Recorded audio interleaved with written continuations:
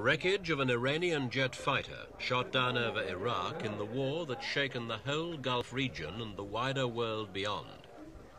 The fighting, begun by Iraq, threatened to involve other Gulf states and even the Americans and the Russians, who both have deep-rooted interests in the region. The United Nations, the big powers, the Islamic states, all urged Iraq and Iran to come to the negotiating table. With oil installations sitting targets for modern aircraft and artillery, both countries could end up economically crippled, and the world outside could face an oil and energy crisis bigger than any that has gone before.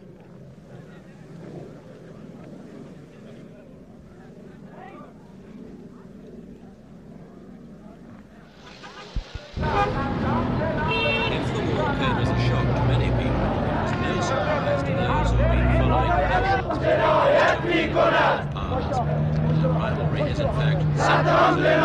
This tension's been mounting ever since the revolution. Under the rule of Ayatollah Khomeini.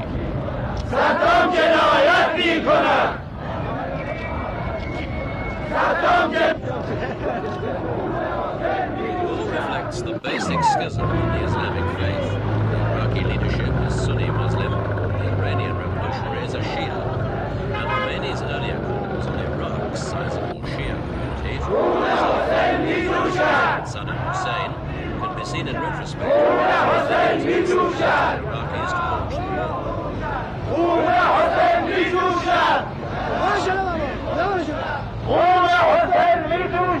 Iran, still in economic and political convulsions in the aftermath of the revolution, was considered by everyone and by most outside observers to be virtually against a determined and well-armed foe.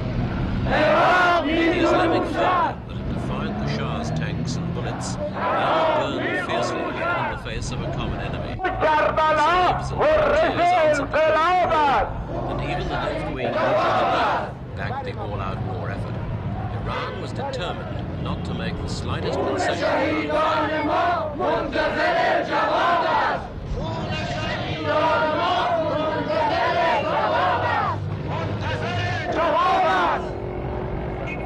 Iraq's President Saddam Hussein, along with other Iraqi leaders, has been castigated by Khomeini as godless and pawns of the great Satan. But despite the ferocity of these Islamic feuds, this war is not just about religion. Baghdad was the center of Iraq's revolution back in 1958, when the Western-backed monarchy was overthrown in a coup. Abdul Karim Qasem was the military man who became the first president, but he was soon to meet internal opposition. He had a long spell in hospital after an armed attack by a group of Ba'athist socialists, among them today's president Saddam Hussein, who was forced into exile. But the Ba'athists eventually overthrew and killed Qasem in 1963.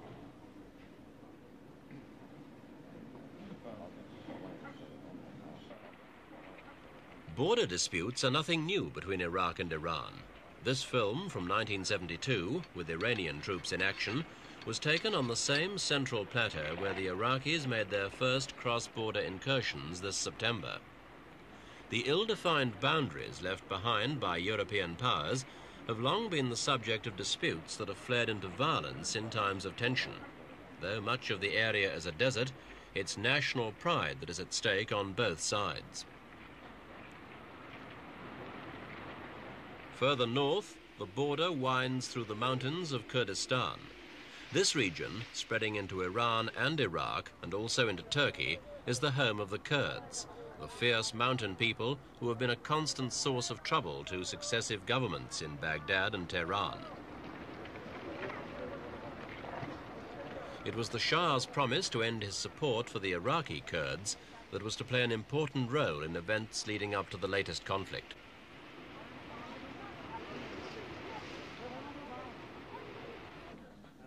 Hassan al-Bakir was Iraq's first Ba'athist president, and he helped to move Iraq closer to the communist camp, an alignment President Siad Barre of Somalia, his guest here, also took up at the time.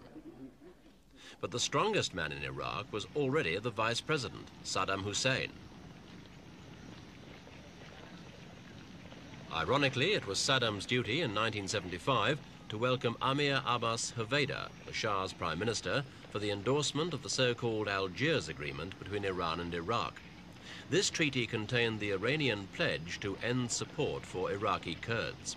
In return, Iran got territorial rights out to the center of the Shatt al-Arab waterway.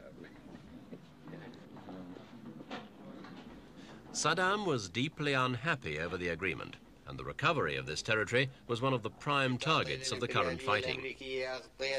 Saddam took over from the ailing al-Baqir in 1979, consolidating his power with a brutal and bloody purge of his political opponents. He bought technology and arms abroad with Iraq's growing oil wealth. He assumed an increasingly aggressive stance and seized every opportunity to put pressure on an apparently disorganized and weakened Tehran government.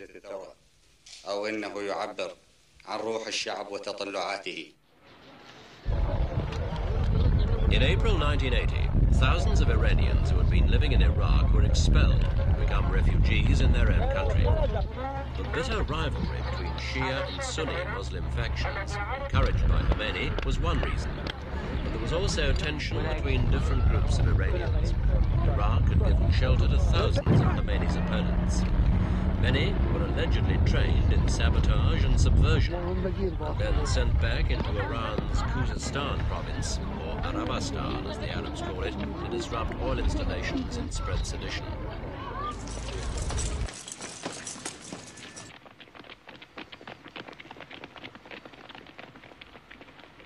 Iranian pilots scramble, part of a practice exercise with their American-built Phantom jets. These pictures were taken before the overthrow of the Shah, but it is the same aircraft that have led the counterattack so successfully against the Iraqis, in spite of the withdrawal of American technicians and the ban on spare parts.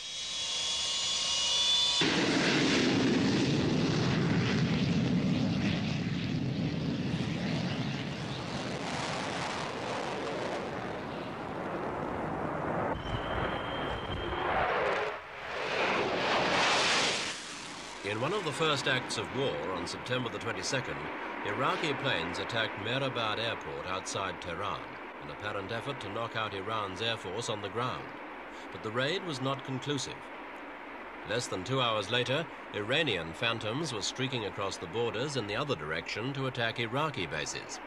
And by cannibalizing other aircraft for spares, the Iranians managed to keep a good percentage of their 400 or so Phantoms operational. The Shah's massive expenditure on Western arms, so much criticized by the revolutionaries, helped to defend the new regime. To general surprise, the Iranian Air Force has proved to be one of the big successes of the war.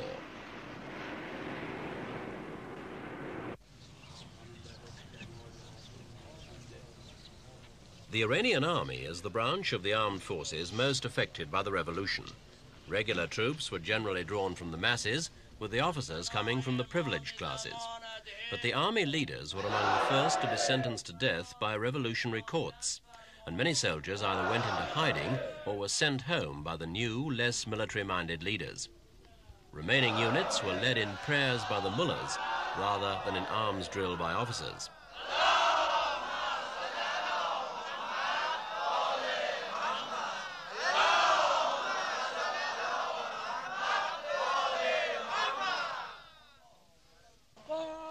The September crisis brought with it a new surge of patriotism. Against the odds, and with the inspiration of Ayatollah Khomeini, Iran has managed to mobilize an effective army again. The narrow Shatt al-Arab waterway, its sovereignty under dispute, has been the scene of severely damaged oil installations on both sides. But the main ground fighting has been around Khorram Shah. The Iraqis wanted to capture the Khorram Shah and Abadan oil centers in order to negotiate advantageous peace terms. But the occasional wreck of a downed Iranian plane only shows how Iran has been able to carry the fight back to the Iraqis. Iraq was gambling on a short, sharp campaign, and as its troops rolled eastwards, they confidently let foreign reporters follow them. Permission to film, though, wasn't always granted.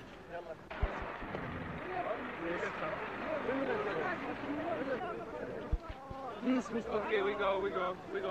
Yes, okay. The war did not go entirely Iraq's way. Just as Khorram Shah and Abadan were easy targets for the Iraqis, so their own oil center at Basra proved for the Iranian jets. The petrochemical complex was badly damaged, and it was here that several Western employees, including Britons and Americans, were killed.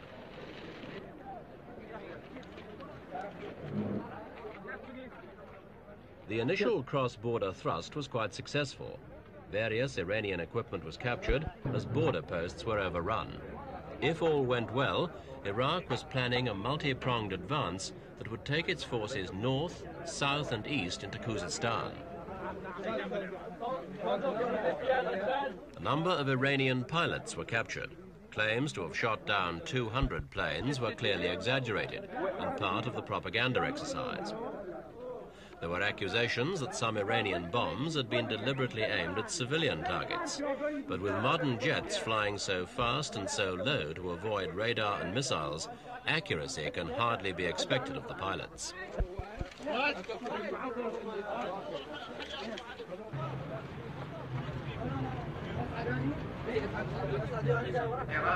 The Iraqi general in charge of operations in the Basra area, who declined to give his name, claimed that a large slice of Iranian territory had been captured on the second day of fighting. He said resistance had been slight and the forward drive would continue.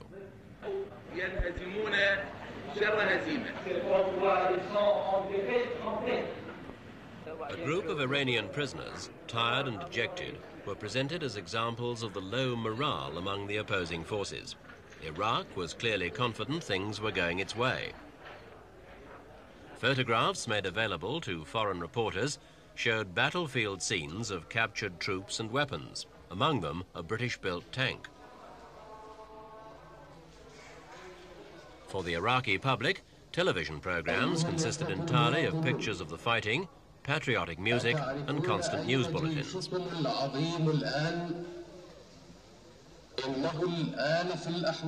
Some claims later proved to be premature, and after the early hopes of a quick victory, Baghdad was reminded that it was a city at war.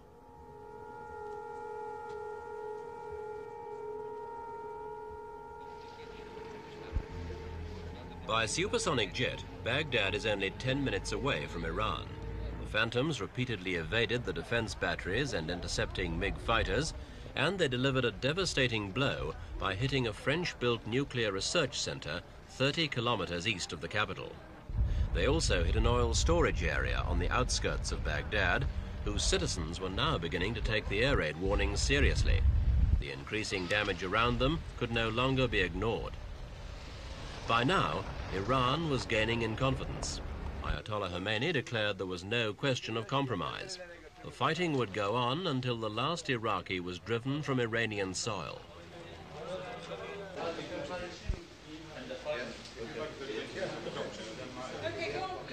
Baghdad's hospitals were filling with civilian casualties. In spite of Iraqi claims to the contrary, the Iranian planes appeared to be concentrating on military and economic rather than civilian targets. But the numbers of killed and injured had soon run into dozens.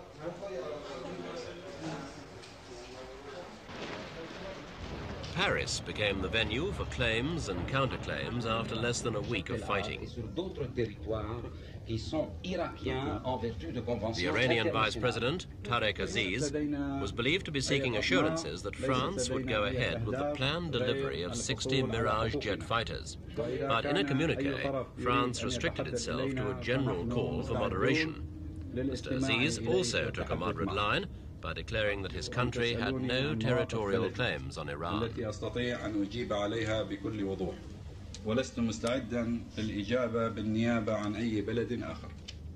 Across the city, the Iranian charge d'affaires, Ali Bani Fatimi, accused the Iraqis of breaking a treaty and starting hostilities without any warning.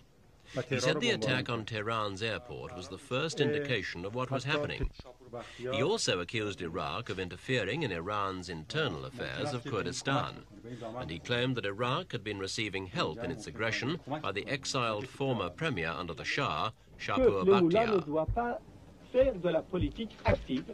Bakhtiar, the last prime minister appointed by the Shah, has been living in exile in Paris since being driven out of Iran.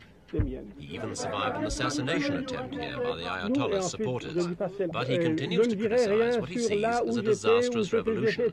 Rumor has it that he was in Baghdad at the start of the war, and he is presumed to have links with other exiled supporters of the old regime.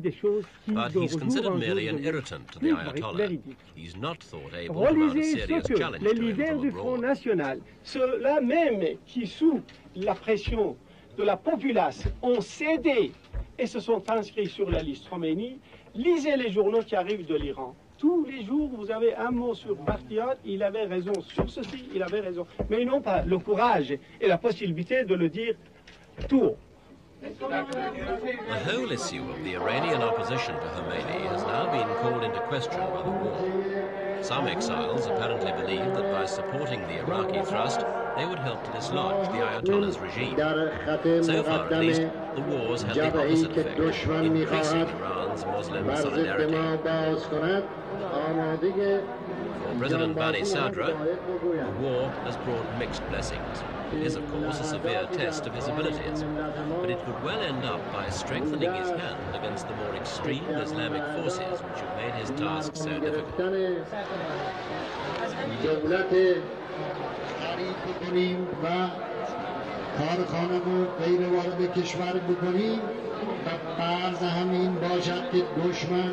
The section of the Iranian armed forces that has best survived the American embargo and the reprisals of the revolutionaries has been the Navy. The Shah, who aspired to the title of the policeman of the Gulf, built up an impressive array of warships, which made the Iranian Navy one of the most powerful in the world. They were able to blast Iraqi oil installations around the shoreline and were powerful enough to add credence to Iran's threats to attack any other of the Gulf states, which gave succor to the Iraqis.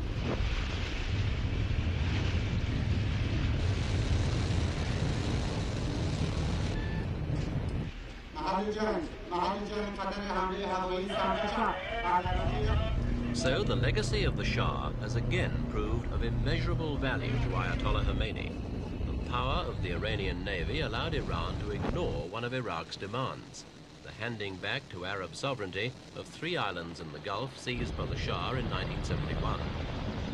These are Abu Musa and the Greater and Lesser Town, formerly administered by Gulf Emirates, which are near the strategic Straits of Hormuz, the southern entrance to the Gulf. Iran was also in a position to threaten the complete closure of the straits, through which about half of the Western world's oil supplies must pass in supertankers. Iran eventually announced that it would not make any move to close the straits and was fully aware of its international obligations. Iran and Iraq may be fighting about religion, politics and territory, but in the eyes of the Western industrial nations, it's the oil issue that's most important of all. This waterway, in energy terms, is a lifeline to the world beyond. Until there is a lasting settlement, the fear is always there that oil supplies could be drastically interrupted.